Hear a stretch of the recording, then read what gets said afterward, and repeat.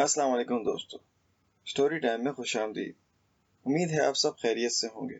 آج روز کی کہانی میں ہماری کہانی کا نام ہے اے سرخ موزے والے۔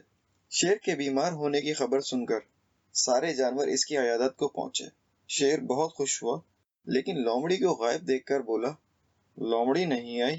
یہ سن کر بھیڑیے نے کہا، بادشاہ سلامت، وہ بڑی لاپرواہ ہے۔ آپ اتنے بیمار ہیں اور وہ نہ جانے کہاں غائب ہے۔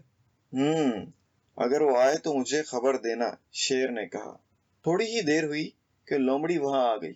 بھیڑیے نے شیر سے کہا، بادشاہ سلامت، لومڑی آ گئی ہے، نہ جانے یہ کہاں گھومتی پھرتی رہتی ہے۔ شیر نے لومڑی کو خوب ڈانٹا، پھر پوچھنے لگا کہ وہ کہاں رہ گئی تھی۔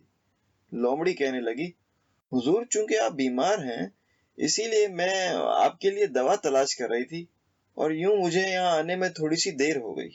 شیر اس کی بات سن کر بہت خوش ہوا اور بولا، تو پھر دوا ملی تمہیں؟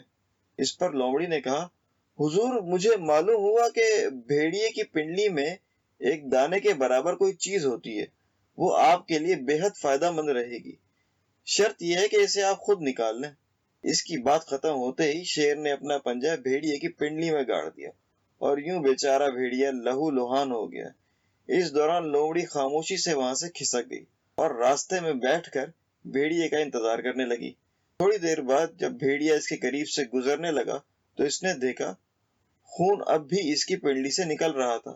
یہ دیکھ کر اس نے طنزیہ کہا، اے سرخ موزے والے، بادشاہوں کے پاس جب بیٹھا کرو تو غور کر لیا کرو کہ تمہارے سر اور دماغ سے کیا چیز نکل رہی ہے۔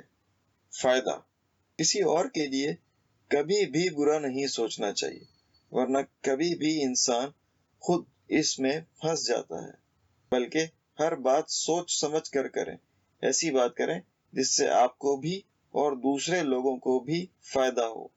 تو دوستو، یہ تھی ہماری آج کی کہانی اے سرخ موزے والے۔ ہمیں یقین ہے کہ یہ کہانی بھی آپ کو پچھلی کہانیوں کی طرح پسند آئی ہوگی اور اس کہانی میں چھپا پیغام بھی آپ سمجھ چکے ہوں گے۔ تو دوستو، اگر آپ کو ہماری آج کی کہانی پسند آئی ہو، ہمارے چینل کو ضرور سبسکرائب کیجیے گا اور بیل آئیکن پر کلک کیجیے گا تاکہ مزید آنے والی ویڈیوز اور معلومات سے فائدہ حاصل کر سکیں۔ شکریہ۔